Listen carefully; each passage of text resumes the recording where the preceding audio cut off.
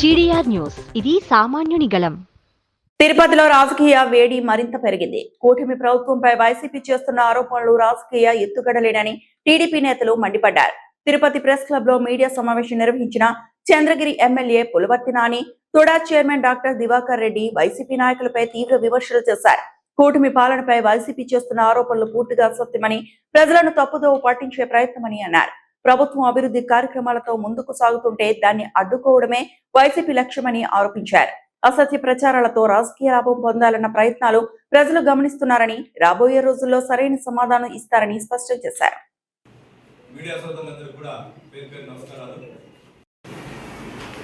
తిరుపతి జిల్లాలో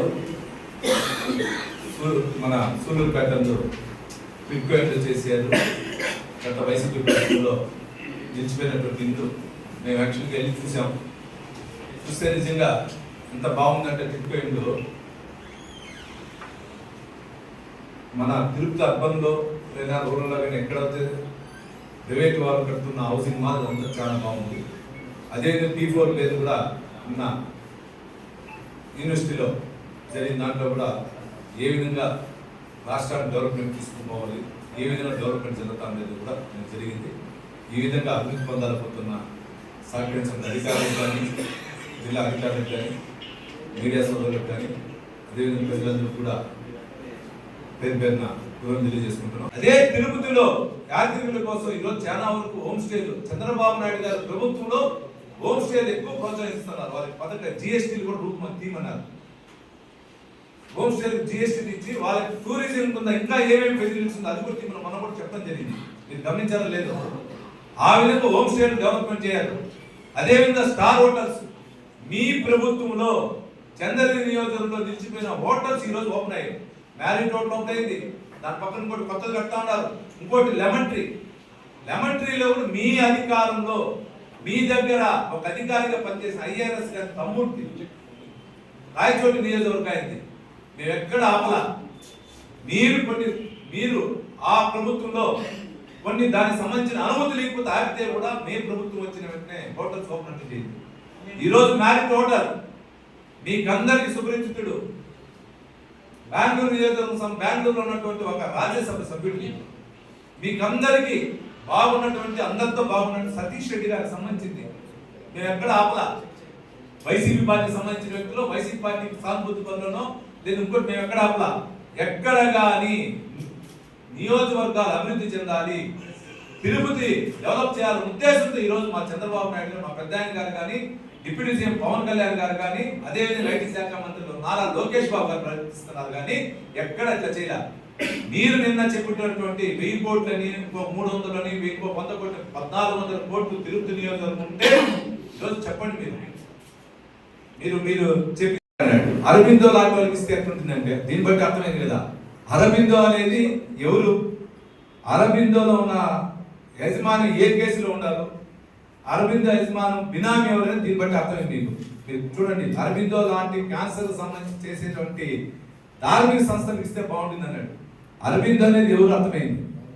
అంటే ఆయన ఉద్దేశం ఏమంటే ఎక్కడ కానీ డెవలప్మెంట్ జరగకూడదు, ఇట్లా అరబిందో లాంటి బినాములు అంటే వాళ్ళకి సంబంధించిన బినాములే ఉండాలి తప్పించి ప్రజలు కానీ డెవలప్మెంట్ చేసేవాళ్ళు ఉండకూడదు అని చెప్పి మీరు వీడియో చూస్తే ఆ వీడియో నీట్గా ఉంటుంది. నేను ప్రెస్ మీట్కి సంబంధించిన దాంట్లో అంటే దీని ఉద్దేశం, ఆయన ఉద్దేశం కూడా దీన్ని బట్టి, వైసీపీ నాయకుల ఉద్దేశం కూడా దీన్ని బట్టి అర్థమవుతాను. మీడియా మిత్రులందరికీ నమస్కారం. నిన్న కరుణాకర్ గారు పెట్టిన ప్రెస్ మీట్ చూస్తుంటే చాలా బాధేస్తుంది.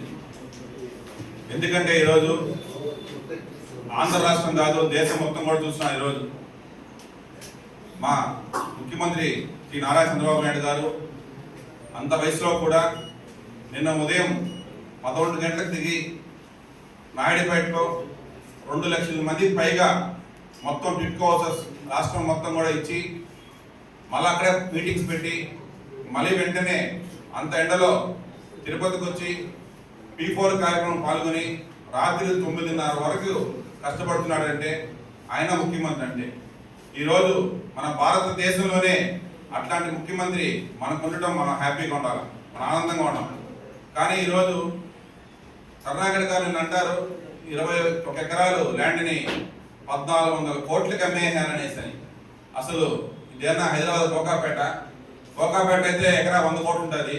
తిరుపతిలో 100 కోట్ల రూపాయలతో భూమి ఎకరా ఉంటుందా? వాళ్ళు మనం చూసినట్టయితే అందరూ తిరుపతి తెలిసిందే కదా. ఈరోజు అక్కడ మనం స్క్వేర్ యార్డ్ వేసుకున్నా కూడా సుమారుగా 50,000 పైన ఉండదు. అట్లా ఎత్తుకున్నా కూడా ప్రైవేట్ ల్యాండే సుమారు 250 కోట్లు ఉంటుంది అంతే. కానీ అట్లాంటి దాన్ని అవగాహన లేకుండా 1400 కోట్ల రూపాయలకి ఆ ల్యాండ్ అమ్మారంటే ఆశ్చర్యం వేస్తుంది. అదే కాకుండా ఈరోజు దాని చుట్టుపక్కల ల్యాండ్స్ అన్ని కూడా కొని రియల్ ఎస్టేట్ చేసి వాళ్ళు దాంట్లో పొలాలన్నీ కొనాలనుకుంటున్నారు.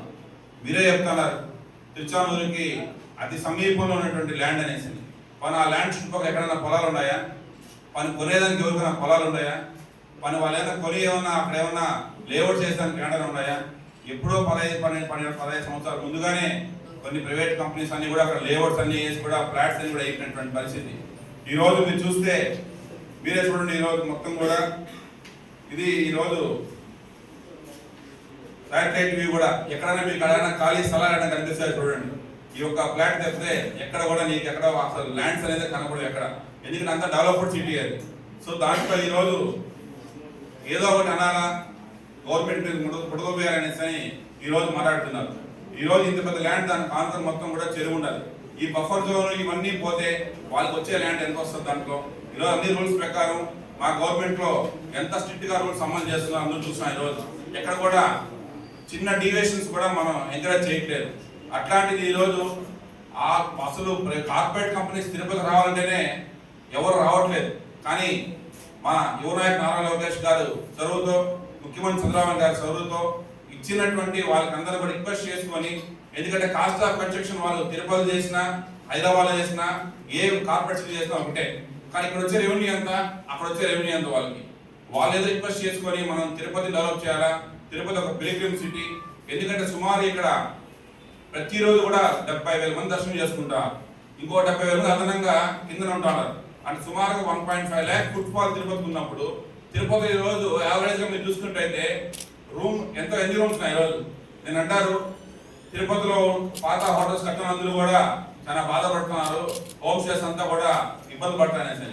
5 స్టార్ హోటల్లో దిగేటువంటి పిలిగ్రిమ్ ఎవరైనా హోమ్ స్టేలు దిగుతారు ఎప్పుడైనా? ఎక్కడైనా 5 స్టార్ దిగే వాళ్ళు 5 స్టార్ దిగుతారు, హోమ్ స్టే దిగే హోమ్ స్టే దిగుతారు.